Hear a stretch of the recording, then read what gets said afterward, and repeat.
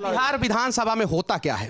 ये देखिए, वहां तो प्रश्न उठाना है, हंगामा होता है। To be frank, Nitish Kumar ji उम्र के उस पड़ाव में चले गए जो उनको याद नहीं। ऐसा कहा जा रहा है कि विधानसभा में भी बैठे बहुत सारे नेता जो है शराब पीते हैं और लगातार आरोप लगाया जा रहा नीतीश कुमार जी ने तंत्र सही करके रखा होता तो कोई डीजीपी आता, बिहार सुधरा हुआ रहता। है। जो शराब पीता है वो पापी है, वो सही नहीं है। आर्मी में शराब की सप्लाई होती है। लालू जी हो कि नीतीश जी हो, इन दोनों की उत्पत्ति तो भाजपा की कृपा से हुई। 14 और 15 फाइनेंस का जब आयोग का गठन हुआ तो उसमें यह पूरा प्रावधान ही खत्म कर दिया गया कि अब विशेष राज्य का दर्जा किसी भी स्टेट को नहीं मिलेगा। बीपीएससी का बच्चा जो है वैशाली में कल पकड़ा गया, जो शराब बेचता है और शराब बेच के अपनी पढ़ाई करता है। पटना का एयरपोर्ट, बीटा का एयरपोर्ट, भागलपुर का एयरपोर्ट, रक्सौल का एयरपोर्ट, मुजफ्फरपुर का एयरपोर्ट, पूर्णिया का एयरपोर्ट जमीन ही नहीं है कि सरकार का जवाब आएगा।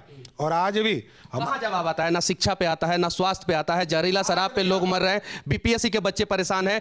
टीटी 2002 में अटल बिहारी वाजपेयी ने बिहार में बाढ़ के सर्वे के दौरान कहा था कि हम नदियों को नदियों से कनेक्ट करेंगे।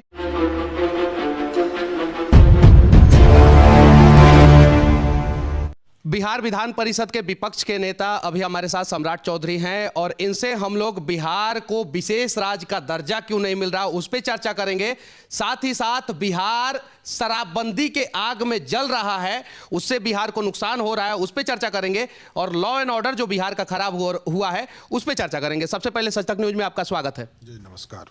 पहला सवाल आपसे यह है कि नए डीजीपी आए हैं बिहार में, तो ऐसा ढिंढोरा पीटा जा रहा है कि पूरा लॉ एंड ऑर्डर दुरुस्त हो जाएगा, तो क्या पुराने डीजीपी सही नहीं थे? देखिए, उनसे तो बेटर है, नो डाउट, लेकिन सरकारी तंत्र है। यदि नीतीश कुमार जी ने तंत्र सही करके रखा होता तो कोई डीजीपी आता, बिहार सुधरा हुआ रहता। आज यदि आरएस भट्टी साहब आए हैं, इनको दिल्ली का एक्सपीरियंस है कि होम मिनिस्टर अमित शाह जी के साथ काम कैसे किया जा सकता है, तो थोड़ा बिहार को दिखाएं, अच्छा लगेगा।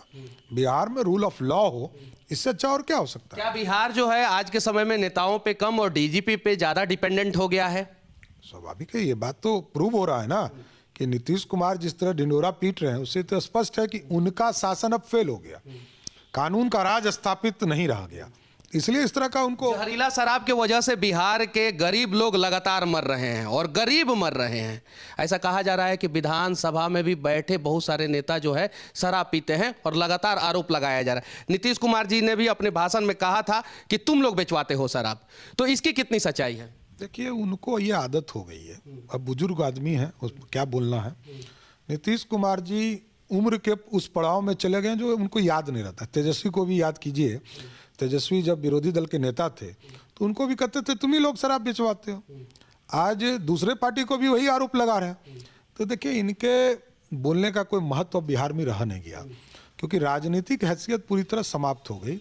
और राजनीतिक हैसियत जब समाप्त हो जाता है लोगों का, तो वो इसी तरह का बयान देते रहते हैं। कहते हैं कि जो शराब पीता है वो पापी है, वो सही नहीं है। आर्मी में शराब की सप्लाई होती है, तो क्या ये आर्मी वाले लोगों को भी गाली दे रहे हैं? देखिए, राजनीति में जिस तरह का नीतीश कुमार जी का आचरण रहा है, ये शुरुआत में आदर्श के चेहरे रहे, अब लोग इनके नाम को लेने से भी डरते हैं। लेकिन नीतीश कुमार जी को तो बनाए आप ही लोग हैं, शुरू से लेके अभी तक जो है गठबंधन की सरकार और आप लोग जो है साथ में खड़े। लालू जी हो कि नीतीश जी हो, इन दोनों की उत्पत्ति तो भाजपा की कृपा से हुई, लेकिन भाजपा को दोनों भूल गए। इसमें क्या कीजिएगा? लालू जी को 90 में यदि 31 विधायकों का भाजपा का समर्थन नहीं होता तो मुख्यमंत्री ही नहीं बनते, वो छोटे आदमी रह जाते। मुख्यमंत्री भाजपा ने बनाया और नीतीश जी को भी 34 एमएलए पर 70 एमएलए का समर्थन 2000 में दिया, तब मुख्यमंत्री बने। तो देखिए, भाजपा बनाती है, ये परवाह नहीं करती है कि ये भाजपा नीतीश कुमार जी को बनाई, लालू जी को बनाई, भाजपा बिहार को कब बनाने जा रही है?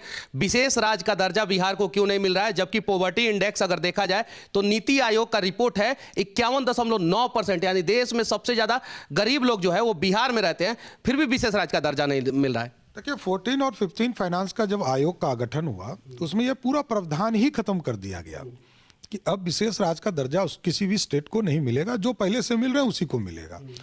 आप देखिए, अब आपको बिहार को बढ़ाने के लिए जीएसटी का फायदा लेने का, इंडस्ट्री को चीज़ों को स्थापित करने का, स्टार्टअप का सहयोग लेने का, देश में 70,000 स्टार्टअप काम कर रहा है। ऐसे कोई कंपनी बिहार में आएगा, अगर कोई कंपनी बिहार में आया, उसका 2 एम्प्लॉय जहरीला शराब पी के मर जाएगा, तो उसका तो शेयर मार्केट डाउन हो जाएगा। देखिए, नीतीश कुमार जी की पॉलिसी का दोष है ना गुजरात में भी शराबबंदी है, कहाँ वहाँ इस तरह की स्थिति बनी है। आपको कहीं चीज़ों को देखना पड़ेगा ना कि कहाँ कौन सक्सेस कर रहा है, गुजरात कैसे सक्सेस कर रहा है। वहाँ भी 50 साल से अधिक समय से गुजरात में अगर बाहर के कोई लोग जाते हैं, एयरपोर्ट से लोग जाते हैं, कोई कंपनी का एमडी आता है, कंपनी के एम्प्लॉय आते हैं, वो बाहर का आधार कार्ड दिखा के वहाँ पे शराब ले सकते हैं। ये वहाँ पे अलाउ है, 3 स्टार से ऊपर के होटल में जो है शराब अलाउ है वहाँ पे। देखिए, शराबबंदी आप दूसरे स्टेट को कैसे रोक सकते हैं, मिलिट्री को कैसे रोक सकते हैं? जो लड़ेगा उसके लिए उसकी उपयोग की जाती है। कहीं गुजरात में जो बाहर से लोग जाते हैं उसको कैसे रोक सकते हैं? तो उसी तरह जो आपने कहा कि इंडस्ट्री यदि खड़ी करनी है बिहार में, तो आपको जमीन चिन्हित करनी पड़ेगी। बिहार में सबसे बड़ा इशू है एयरपोर्ट बनाने के लिए पटना का एयरपोर्ट, बीटा का एयरपोर्ट, भागलपुर का एयरपोर्ट, रक्सौल का एयरपोर्ट, मुजफ्फरपुर का एयरपोर्ट, पूर्णिया का एयरपोर्ट, जमीन ही नहीं है। इनको क्या चिंता है कि राजगीर में एयरपोर्ट क्यों नहीं बन रहा था? राजगीर भी बनेगा, हम ही ने समझौता किया है भारत सरकार कि वहाँ जमीन जिस दिन उपलब्ध बिहार सरकार करेगी उसी दिन भारत सरकार वहाँ एयरपोर्ट बनाए। यहाँ तक मैं कह रहा हूँ कि नीतीश कुमार जी कल्याण बीघा में जमीन दे, वहाँ भी एयरपोर्ट बनेगा। नीतीश कुमार जी कल्याण बीघा में जमीन दे, वहां पे भी एयरपोर्ट बनेगा। बात आता है बेरोजगारी पे। बीपीएससी का बच्चा जो है वैशाली में कल पकड़ा गया, जो शराब बेचता है और शराब बेच के अपनी पढ़ाई करता है। तो बिहार इतना मजबूर हो गया है कि आज बीपीएससी की तैयारी करने वाले बच्चों को शराब बेचना पड़ रहा है। देखिए, नीतीश कुमार जी की जो कुकृत्य हैं उससे बिहार अब त्राहिमाम कर रहा है। लेकिन उसमें 17 साल तो आप लोगों का भी योगदान रहा है। मैं कि 17 साल में जो 14 साल रहे, 14 साल हम लोग रहे, हम लोगों ने रूल ऑफ लॉ लाया, रोड बनाया, सड़क पहुंचाया, बिजली पहुंचाया, पानी पहुंचाया। आप एक चीज समझिए, लालू जी ने 15 साल में 96,000 लोगों को नौकरी दिया और हमने 14 साल के शासनकाल में 6 लाख से अधिक लोगों को रोजगार देने का काम किया।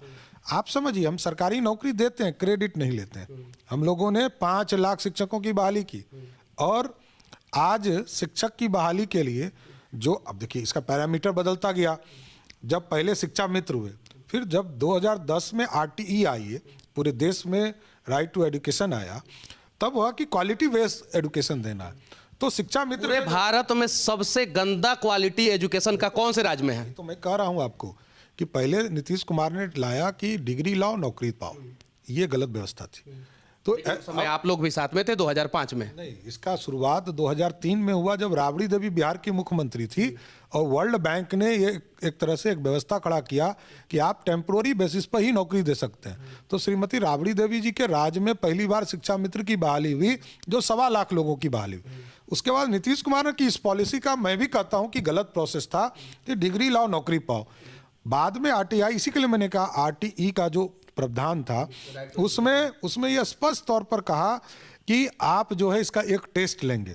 तो टीईटी का परीक्षा शुरू हुआ, एसटीईटी का परीक्षा हुआ और 2021 में हम लोगों ने गारंटी दिया कि 80,402 लोग जो बच्चे पास किए उनको हम पक्की नौकरी देंगे। लेकिन वो लोग तो सड़कों पे लाठी खा रहे हैं। बीपीएससी के बच्चे लगातार प्रदर्शन कर रहे हैं, जबकि उनका मांग जायज है। 5 क्वेश्चन गलत है, उसके बावजूद भी उनका बात सुनने के लिए कोई तैयार नहीं हो रहा है। और पाकिस्तान का एक भूखा नंगा भिखमंगा देश पाकिस्तान का एक मंत्री जो है स्टेटमेंट दे देता है मोदी जी के लिए, तो आप लोग सड़कों पर निकल जाते हैं। आप लोग बीपीएससी के बच्चों के लिए, शिक्षा मित्र के लिए क्यों नहीं सड़कों पर निकलते हैं? एकदम सड़कों पर ही है, एसटीटी के लिए भी सड़कों पे हैं और बीपीएससी के लिए भी सड़क पर हैं। देखिए, बीपीएससी में गलती हुई 8 क्वेश्चन, 5 नहीं 8 क्वेश्चन गलत थे, उसको रिव्यू नहीं किया जा रहा है। लगातार हम लोगों ने विधानसभा और सड़क से सदन तक बिहार विधानसभा में होता क्या है?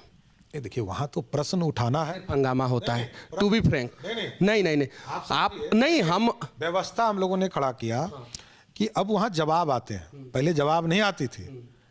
हमारे जब दोनों सदन में सभापति और अध्यक्ष हुए तो दोनों सदन में व्यवस्था हम लोगों ने खड़ा किया कि सरकार का जवाब आएगा।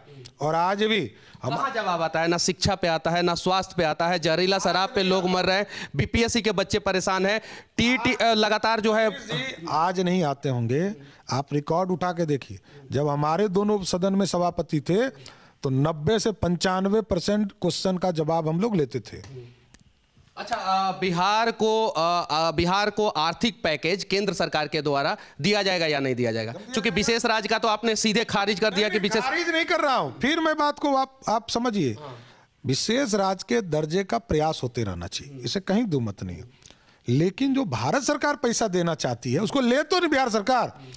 आप समझिए कि पानी, बिहार में पानी की शुद्ध व्यवस्था करने के लिए भारत सरकार 50,000 करोड़ देना चाहती है, नीतीश कुमार नहीं लेना चाहते। शुद्ध पानी का व्यवस्था से पहले है कि बाढ़ को रोकना, गंडक, बागमती और कोसी का जितना केंद्र सरकार का परियोजना है, जहां पे डैम बनाना है, नदियों से नदियों को जोड़ना है। 2002 में अटल बिहारी वाजपेयी ने बिहार में बाढ़ के सर्वे के दौरान कहा था कि हम नदियों को नदियों से कनेक्ट करेंगे। उसके बाद से 2004 में उनकी सरकार चली गई, 2014 में फिर मोदी जी आए और आज तक नदियों से नदियों को कनेक्ट नहीं किया गया। जोड़ने का काम चल रहा है। आप बता रहा हूं मैं, देखिए आप जान लीजिए, राज्य सरकार इम्प्लीमेंटेशन एजेंसी है, राज्य सरकार को प्रस्ताव दिया।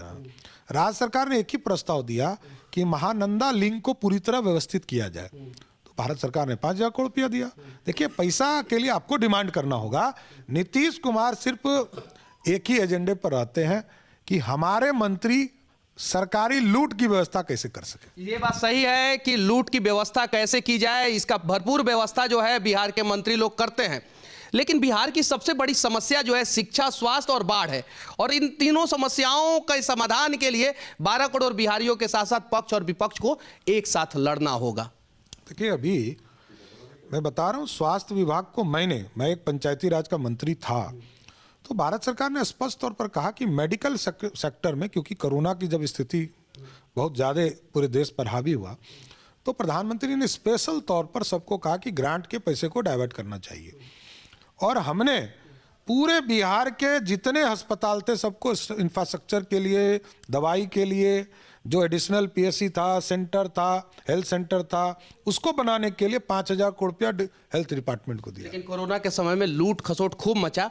अब आते हैं बाढ़ पे। नदियों से नदियों को जोड़ने के लिए आप लोग कब प्रयास करेंगे, कब धरना प्रदर्शन करेंगे, कब सड़कों पे निकलेंगे, कब मोदी जी को लेटर लिखेंगे? देखिए लेटर तो जब कहिएगा तब लिखेंगे। सबसे बड़ी चीज है बिहार सरकार क्या चाहती है, नीतीश बाबू क्या चाहते हैं। लेकिन उस सरकार के अभिन्न अंग आप लोग भी हैं, आप लोगों पे भी जनता ने भरोसा किया है। एकदम मैं कह रहा हूँ, इससे कहीं दो मत नहीं।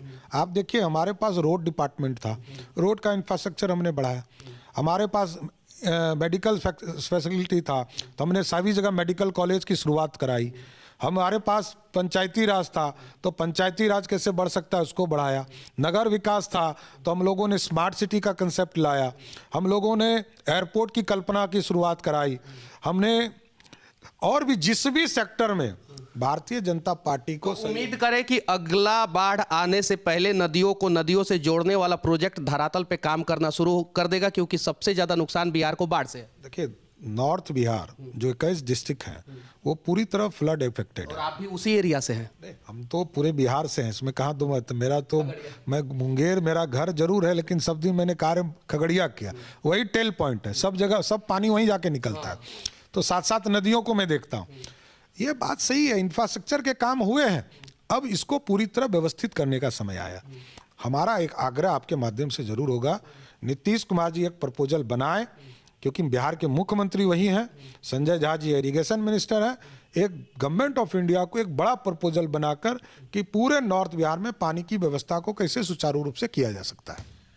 बिहार में जो बाढ़ आता है वो अभिशाप बन गया है, लेकिन अगर उसको डाइवर्ट कर दिया जाए और यूरोपियन कंट्री के तर्ज पे जैसे बेसिन को फैला दिया जाता है, रिवर से रिवर को कनेक्ट कर दिया जाता है, अगर वो काम कर दिया जाए तो हमारा बिहार का जो बाढ़ है वो अभिशाप के जगह पे वरदान बन जाएगा।